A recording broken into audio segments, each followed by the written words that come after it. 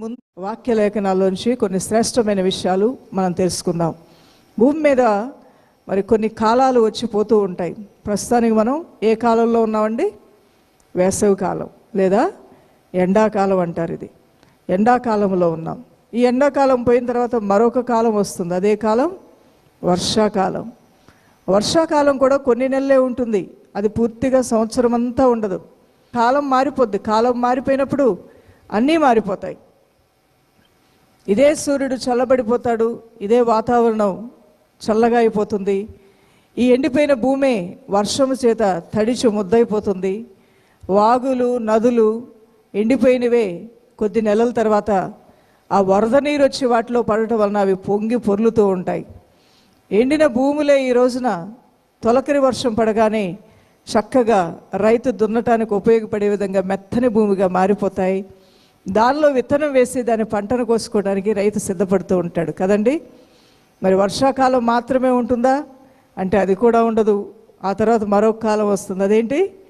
మరి చలికాలం వచ్చేస్తూ ఉంటుంది. ఈ రకంగా ఈ కాలాలు అనేవి ఏ రీతిగా ఉన్నాయో ఏ కాలము కూడా దీర్ఘకాలం ఉండట్లేదు. కొంత సమయము పర్టికులర్ టైం నియమించబడినటువంటి కొన్ని నెలలు ఉన్నాయి. ఆ సమయం వరకు మాత్రమే అవి ఉండి ఆ తర్వాత అవి మాయమైపోతున్నాయి. మరలా వాటి సమయం వచ్చేంత వరకు కూడా అవి అక్కడే ఉంటున్నాయి, స్థానభ్రంశం లేకుండా దేవుడు ఆజ్ఞాపించేంత వరకు కూడా. ప్రసంగి 3వ అధ్యాయము 1 నుండి 10 వచనాల వరకు కూడా మీరు చదువుకున్నట్లయితే ఈ కాలాల గురించి దేవాతి దేవుడు మాట్లాడుతూ ఉన్నాడు. ఏ కాలములో ఏ సమయంలో ఏం జరగాలో అన్నీ దేవుడు చక్కగా నిర్ణయించి నియమించాడు. దాని చొప్పున ఈ భూచక్రం అనేది తిరుగుతూ ఉండాలని దేవుని యొక్క ఆశ ఉన్నది. ప్రియ దైవజనమా, ఈ భూమి మీద మనం బ్రతుకుతూ ఉండగా మన జీవితాల్లో కూడా కొన్ని సీజన్స్ అనేవి మనం ఎదుర్కోవాల్సి ఉంటుంది. అనగా కొన్ని కాలాలు. ఎండాకాలం వద్దన్నా వస్తుంది, చలికాలంలో చలి ఎక్కువన్నా వచ్చేస్తుంది, వర్షాకాలంలో ఆ వర్షంలో బయటికి వెళ్ళటం కష్టమన్నా అవి వస్తూనే ఉంటాయి. అవి నియమింపబడ్డాయి కాబట్టి. అలానే భూమి మీద మానవుడు జీవించినంత కాలము కూడా కొన్ని నియమింపబడ్డాయి. వాటిని మనందరము ఎదుర్కొంటూ ముందుకు వెళ్ళవలసిందే. భక్తులు ఎదుర్కోవాలి, అన్యులు ఎదుర్కోవాలి, భక్తిహీనులు ఎదుర్కోవాలి, నీతిమంతులు కూడా ఇటువంటి పరిస్థితులు గుండానే వెళ్ళవలసి వస్తుంది. అయితే అలాంటి వారికి దేవుడు నమ్మినటువంటి భక్తులకి చాలా వ్యత్యాసం ఉంది. అందరికీ ఇచ్చేది ఒకే ఎగ్జామ్ పేపర్, కానీ రాసే విధానంలో చాలా వ్యత్యాసాలు ఉంటాయి. అందరూ రాసింది ఒకే రూమ్లో కూర్చొని ఒకే క్వశ్చన్ పేపర్కి ఆన్సర్స్ రాశారు, కానీ మార్కుల్లో వచ్చే విధానాలు వేరేగా ఉంటాయి.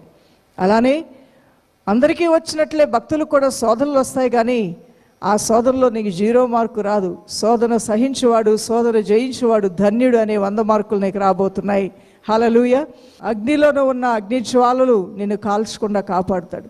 జలముల్లో పడి నువ్వు నడిచిన ఆ వరదకు నువ్వు కొట్టుకొని పోకుండా నీ దేవుడు నిన్ను కాపాడుతూ ఉంటాడు. నీ చేతులకి నీ వేళ్ళకి ఆయన యుద్ధాన్ని నేర్పిస్తూ యుద్ధ సూర్యుడుగా నీ ముందున్నటువంటి యుద్ధాలని మానుపటానికి నీ ముందు ఆయన నడుస్తూ ఉంటాడు. నీకు కూడా ఎలా యుద్ధం చేయాలో నేర్పిస్తాడు. తండ్రి తన పిల్లలకు అన్నీ నేర్పించినట్లుగా, పెద్ద పక్షి చిన్న పక్షి పిల్లలకు ఎలా తినాలో ఎలా ఎగరాలో నేర్పించినట్లుగా ఆయన యుద్ధ రంగంలో నీతోనే ఉంటాడు. ముందుగా ఆయన యుద్ధం చేస్తాడు. ఆ యుద్ధ విద్యలన్నీ నీకు నేర్పిస్తాడు. ఆ మహిమ ఈరోజు నువ్వు కలిగి ఉన్నావని నీకు తెలుసా? తెలుసు నీకు కూడా. కానీ అప్పుడప్పుడు నువ్వు కూడా కొన్ని కాలాలు నీకు ఎదురైనప్పుడు ఆ శూన్యములో వేదనకు గురవుతూ ఉంటావు. ఏంటి నా జీవితం ఇలా శూన్యమైపోయింది, ఏంటి నా జీవితం ఇలా ఎడారిలాగా అయిపోయిందని బాధకు లోనవుతూ ఉంటావు. నువ్వు ఎడారిలో ఉన్నప్పటికీ ఆ ఎడారి అనే ఆ సీజన్, ఆ డ్రై సీజన్ అంటారు దాన్ని, రాసుకోరండి. ఫస్ట్ థింగ్, మొదటిగా ప్రియ దైవజనమా, ద డ్రై సీజన్. మనం కూడా మన జీవితాల్లో ఆ డ్రైనెస్ అనేది, ఒక చెరువు ఎండిపోతే అది డ్రైగా మారిపోతుంది. అలానే తలకు పెట్టుకున్నటువంటి నూనె ఆరిపోతే ఎంట్రుకలు పొడిబారిపోతూ ఉంటాయి.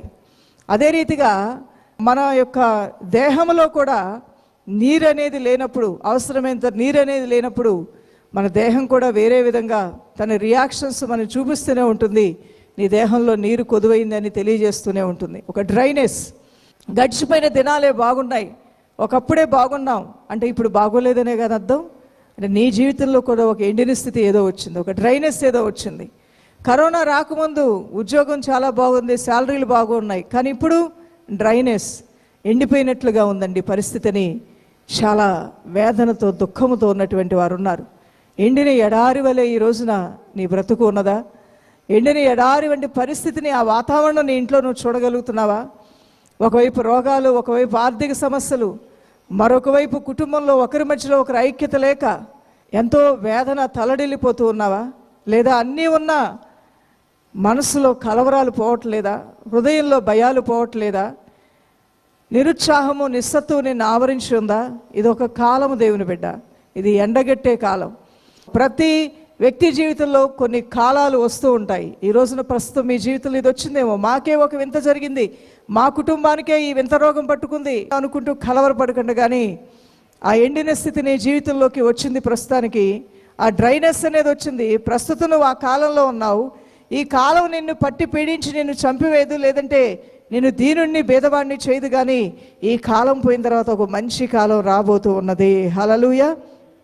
ఒక మంచి శుభకార్యం నీ జీవితంలో, నీ కుటుంబంలో ప్రభు అయిన దేవుడు చేయబోతూ ఉన్నాడు. అందువలన ఆయన బలిష్టమైన చేతి కింద దీన మనస్సు కలిగి, అయా ఈ కాలం పోయేంత వరకు నన్ను కాపాడు నాయన అంటూ నువ్వు ప్రార్థన చేసుకుంటూ ఉండాలి. ఈ ఎండిన స్థితి నీ జీవితంలోకి వచ్చిందని తెలిసినప్పుడు మరి ఆత్మీయ జీవితంలో నువ్వు చల్లారిపోకుండా, ఒకవైపు నీలో ఆశీర్వాదాలు సన్నగిల్లిపోతూ ఉన్నప్పుడు మరొక వైపు నీ ఆత్మీయ భక్తి ఎదుగుతూ ఉండాలి.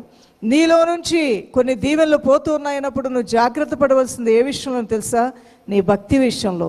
నీ భక్తి విషయంలో నిన్ను పరీక్షించుకుంటూ, నిన్ను శోధించుకుంటూ, దేవుని దృష్టికి ఆయాసకరమైనవి మరి ప్రతికూలంగా ఉన్న ఏమైనా ఉంటే వాటిని తీసివేసుకోవడానికి ప్రయత్నం చేయాలి. చూడండి, 1 యోహాను రాసిన పత్రిక 1వ అధ్యాయము 9వ వచనం చదివితే, మన పాపములను మనము ఒప్పుకొనిన ఎడల ఆయన నమ్మదగిన వాడును నీతిమంతుడును గనుక ఆయన మన పాపములను క్షమించి సమస్త దుర్నీతి నుండి మనలను పవిత్రునుగా చేయును. అవును ప్రియ దైవజనమా, ఈ రోజున ఏ దుర్నీతి గుండా, ఏ దుష్టత్వం గుండా, ఏ చీకటి గుండా నువ్వు వెళ్తున్నప్పటికీ కూడా ఒకసారి నీ హృదయాన్ని పరీక్షించుకో. మన పాపములను మనం ఒప్పుకొనిన ఎడల ఆయన నమ్మదగిన వాడును నీతిమంతుడును గనుక ఆయన మన పాపములను క్షమించి సమస్త దుర్నీతి నుండి మనల్ని పవిత్రులుగా చేయును. దేవునికి మహిమ కలుగును గాక.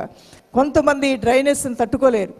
ఈ యొక్క పరిస్థితిని వారు తట్టుకోలేక, తాళుకోలేక చనిపోతే బాగుండని, లేదంటే ఇల్లు వదిలిపోతే బాగుండని చెప్పేసి కలవరపడుతూ గూడు విడిచిన పక్షిలాగా తమ జీవితాల్లో తొందరపాటు నిర్ణయాలతో ఉంటూ ఉంటారు.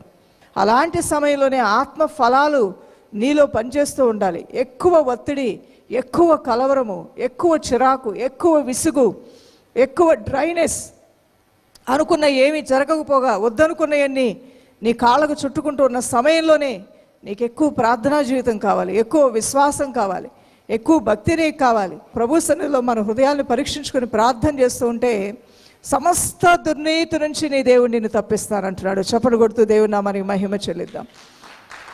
మామూలు దుర్నీతి నుండి కాదు, సమస్త దుర్నీతి, సమస్తమైన కీడు నుండి, సమస్త విధమైన నష్టముల నుండి పూర్తిగా నీ దేవుడు నిన్ను విడిపించి బయటికి తీసుకొస్తానంటున్నాడు. కొన్ని సమయాల్లో ప్రియ దైవజనమా, కాలాలు ఏ విధంగా మన ప్రమేయం లేకుండానే వచ్చి పోతూ ఉన్నాయి. కాలాలతో సంబంధం లేకుండానే మనం కూడా మన పనుల్లో మనం పరుగులు తీస్తూ ఉన్నాం, మన పనులు మనం చేసుకుంటూ ఉన్నాం. అలానే ఈ భూమి మీద నువ్వు జీవిస్తూ ఉన్నప్పుడు కొన్ని ఉన్నాయి. ఒక కాలం ఏంటంటే డ్రైనెస్, నీకు ఒక శూన్యతలోని తీసుకుని వెళ్తుంది. ఒక్కొక్క మారి నిన్ను నిరంతరమైన నిస్సత్తువు కలిగిన వ్యక్తిగా మార్చివేస్తుంది. యోబుకి ఒక కాలంలో అన్నీ ఉన్నవాడు, ఇంకొక కాలం వచ్చింది ఆయనకి, ఆ కాలంలో అన్నీ పోగొట్టుకున్నవాడు. ఆ తర్వాత ఇంకొక కాలం వచ్చింది అతని జీవితంలో, ఉన్నదానికన్నా పోగొట్టుకున్న దానికన్నా 2 అంతలు అధికంగా దీవించబడిన కాలం అది. అనగా సమస్త దుర్నీతి నుండి కూడా విడిపింపబడి ఆ శోధనని సహించి ఆ శోధనని జయించిన తర్వాత ఇవ్వబడిన 2 అంతల ఆశీర్వాదం, 2 అంతల ఘనత. ఈ రోజున అలాంటి స్థితి నీ కుటుంబంలో, నీ జీవితంలో ఉంటే మనసుని కలవరపరుచుకోవద్దు, కానీ ప్రార్థనాపూర్వకంగా ముందుకు వెళ్ళు. ఈ కాలాన్ని నువ్వు జయించగలుగుతావు. 2వదిగా రాసుకోనండి దైవజనమా, మరి ద వెయిటింగ్ సీజన్, ఎదురు చూసే కాలం. చెప్పండి ఒకసారి, ఎదురు చూసే కాలం. అవును, ఎదురు చూసే కాలం అనేది ఒకటి ఉంది. ఎదురు చూడాలి. 37వ కీర్తన 7వ వచనం మనం చదువుకుందాం. మరి 5వ కీర్తన 3వ వచనం చదవండి. యెహోవా ఎదుట మౌనముగా నుండి ఆయన కొరకు కనిపెట్టుకొనుము, తన మార్గమున వర్ధిల్లు వాని చూచి వ్యసన పడకుము, దురాలోచనలు నెరవేర్చుకుని వాని చూచి వ్యసన పడకుము. కోపము మానుము, ఆగ్రహము విడిచిపెట్టుము, వ్యసన పడకుము, అది కీడుకే కారణము. కోపం వద్దు, ఆగ్రహం వద్దు, వాటిని విడిచిపెట్టు, అవి కీడుకే కారణం. నేను అనుకున్నవి నాకు వెంటనే జరగలేదు, నేను ఆశించినవి నాకు వెంటనే నేను పొందుకోలేకపోయాను, నేను కోరుకున్నది నా చెంతకు నేను అనుకున్న సమయానికి రాలా, నేను ఎంతో ఇష్టపడి ఖర్చు పెట్టి తీసుకున్నది అది నాకు కాకుండా పరులు పాలైపోయింది, నేను మోసగించబడ్డాను, అయ్యో అయ్యో అని హృదయంలో గాయపరచబడి ఈరోజు దుఃఖపడుతున్నావేమో. తెలుసో తెలియకో పొరపాటు చేసి ఈ ఊబిలో పడిపోయానే అని మనసులో వేదన పడుతున్నావేమో. ఈ మోసగాళ్ళ చేతుల్లో నేనే ఎందుకు పడ్డానని హృదయంలో వేదన పడుతున్నావేమో. మరి ఇప్పుడు ఏం చేద్దాం? ఆ కాలం వచ్చేసింది జీవితంలో. ఇప్పుడు ప్రస్తుతానికి ఆ స్థితిని ఎదుర్కొన్న వారు మీలో కొంతమంది ఉన్నారు. మరి ఇప్పుడు ఏం చేయాలి? ఎదురు చూడాలి. దేని కొరకు ఎదురు చూడాలి? ఈ స్థితిని నువ్వు జయించేంత వరకు కూడా, ఆ దేవుడు నిన్ను దర్శించేంత వరకు కూడా నువ్వు ఎదురు చూడాలి. ఎదురు చూడవలసిన ఒక సమయంలో నువ్వు ఉన్నావేమో. ఎంతకాలం ప్రార్థన చేయాలండి? ఎన్ని నెలల్లో ఉపవాస ప్రార్థనలో చేస్తే దేవుడు జవాబిస్తాడండి? పదే పదే దేవుని దగ్గర అడుగుతూనే ఉన్నాను కదా, ఎందుకు నాకు జవాబు రాలేదండి అని ఒక్కొక్కసారి అసహనంతో మాట్లాడుతున్న వారు ఉంటూ ఉంటారు. ప్రభు నీకు నాకు నేర్పించాలనుకుంది ఏంటంటే, కనిపెట్టుకొని ఎదురు చూడమంటున్నాడు ఆయన. ఆ మంచి సమయం కొరకు, ఆ స్థితి కొరకు నువ్వు ఎదురు చూడాలని దేవుడు కోరుకుంటున్నాడు. ఈ వచనం కూడా చదువుదాం. 5వ కీర్తన 3వ వచనంలో మనం చూసినట్లయితే, యెహోవా ఉదయమున నా కంఠస్వరము నీకు వినబడును, ఉదయమున నా ప్రార్థన నీ సన్నిధిని సిద్ధము చేసి కాచియుందును. అవును, ఉదయాన్నే నా ప్రార్థన నీ సన్నిధిలో సిద్ధము చేసి కాచుకుని ఉంటున్నాను ప్రభువా. ఉదయకాలమే నా కంఠస్వరం ఎత్తి నా విజ్ఞాపనలన్నీ నీ సన్నిధిలో పెడుతున్నాను ప్రభు. అంటే ఇక్కడ భక్తుడు ఎదురు చూస్తున్నాడు దైవ కార్యాల కొరకు. ఈ 3 దినాల ఉపవాస ప్రార్థనలో మీరు కూడా ఎదురు చూస్తున్నారు దైవ కార్యాల కొరకు. ఇది ఎదురు చూసే సమయం ఇది. అవును, ఒక్కొక్కసారి నీ జీవితంలో ఎదురు చూసే సమయాలు వస్తాయి. ఇంకెంతకాలం ఎదురు చూడాలి? ఇంకెప్పుడు నా జీవితంలో శుభకార్యం జరుగుద్ది? ఇంకెప్పుడు నాకు పిల్లలు పుడతారు? ఇంకెప్పుడు నాకు పెళ్ళి అవుతుంది? ఇంకెప్పుడు నాకు ఉద్యోగం వస్తుంది? ఇంకెప్పుడు ఇల్లు కట్టుకుంటాను? ఇంక ఈ జీవితం వేస్ట్ అని ఎప్పుడు అనుకోవద్దు. నీ జీవితంలో దేవుడు ఒక చిగురించే సమయాన్ని ఏర్పాటు చేశాడు. మోడుబారిన చెట్లు తప్పకుండా చిగురిస్తాయి ప్రియ దైవజనమా. చిగురించడమే కాదు, ఫలాలిచ్చే చెట్టులాగా, నీరు కట్టిన తోటలాగా, అంత మాత్రమే కాదు, అన్ని కాలాల్లో ఆకు వాడకుండా, చింత నొందకుండా కాపు కాసే కృపని దేవుడు నీకు ఇవ్వబోతున్నాడు. అందువలన ఎదురు చూడాల్సిన సమయం ఇది. ఈ జీవితాంతం ఇలా ఎదురు చూస్తూనే ఉండాలో కాదు. వేసవికాలం జీవితాంతం ఉండదు, 2 నెలలే ఉంటుంది. ఈ ఎదురు చూపులు పోతాయి. కొంత టైం అయిపోయిన తర్వాత నీ కంఠస్వరంలోంచి ప్రార్థన బయటికి రాకముందే నీ ప్రార్థనలు జవాబు వచ్చేస్తూ ఉంటాయి. హల్లెలూయా. నీ యందు సంతోషించి నీ దేవుడు నీకు అనేక రీతిలుగా నేను కుడి ఎడమలకు విస్తరింపజేయటం ప్రారంభిస్తాడు. ఎబ్బేసు ప్రార్థన చేయగా అతను అడిగినవన్నీ, అతను కోరుకున్నవన్నీ ప్రభు అతనికి అనుగ్రహించను. ఈరోజు నువ్వు నేను తక్కువ? మనం కూడా ప్రార్థన చేస్తున్నాం కదా. నీవు కోరుకున్న వాటికన్నా నీ దేవుడు నీకు అధికముగా దయచేయను గాక.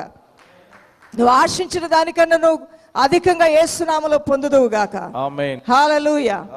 ఎదురు చూసే ఒక కాలం అనేది, ద వెయిటింగ్ సీజన్ అనేది ఒకటి ఉంది దైవజనమా. 3వదిగా ద గ్రైండింగ్ సీజన్, అనగా నలగగొట్టబడే సమయం. అమ్మో, ఇది ఇంకా కష్టంగా ఉంది కదా. ఆ గ్రైండర్ ఎంత బాగా పనిచేస్తుందండి. మొత్తం మనమేమో చిన్న చిన్నవి పప్పులు వేస్తే అది గ్రైండింగ్ చేసి ఒక పేస్ట్ని మనకి బయటికి ఇచ్చేస్తూ ఉంటుంది. గ్రైండింగ్ అవుతున్నప్పుడు నొప్పి రాదా?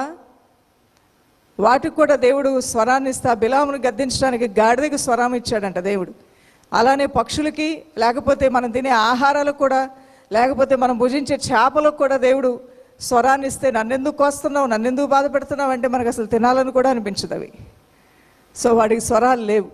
మనకు అవన్నీ ఆహారం అవ్వాలని దేవుడు నియమించాడు కాబట్టి అవి మౌనవ్రతం చేయాల్సిందే. అయితే మనం అలా కాదే.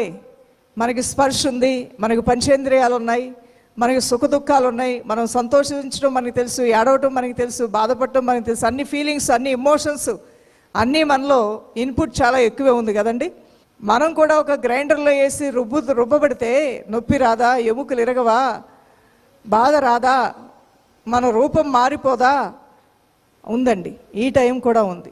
ఒక్కొక్కసారి ఉక్కిరి బిక్కిరయ్యే ఇబ్బందులు నిన్ను చుట్టుముడుతూ ఉంటాయి. భూమి మీద మనం బ్రతుకుతున్నప్పుడు అన్ని కాలాలు ఒకలాగనే ఉండవు, అన్ని రోజులు ఒకలాగనే ఉండవు. అన్నిటినీ తెలుసుకొని అన్నిటినీ ఎదుర్కోవడానికి అన్నిటినీ యేసు నామములో జయించడానికి సిద్ధంగా ఉన్నవాడే దేవుని దృష్టిలో గొప్పవాడు. హల్లెలూయా. అన్నీ ఉంటాయి.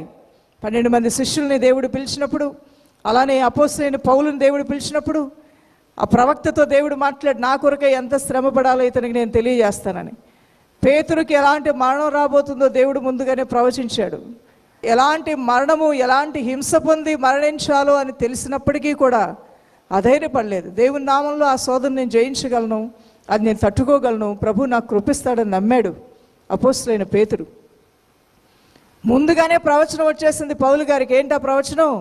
నీకు కార్లు ఇస్తాను, నీకు బండ్లు ఇస్తాను, నేను నంబర్ 1 చేస్తాను, నువ్వు ప్రసంగిల్లో గొప్ప ప్రసంగుడు అయిపోతావు, జ్ఞానంలో గొప్ప జ్ఞాని అయిపోతావు, నువ్వు ధనవంతుడు అయిపోతావు అని కాదు అక్కడ ప్రవచనం వచ్చింది. ఏంటి ఆ ప్రవచనం? నా నామము నిమిత్తమై ఇతడు ఎంత శ్రమ పడాలో నేను ఇతను చూపిస్తానన్నాడు. శ్రమ,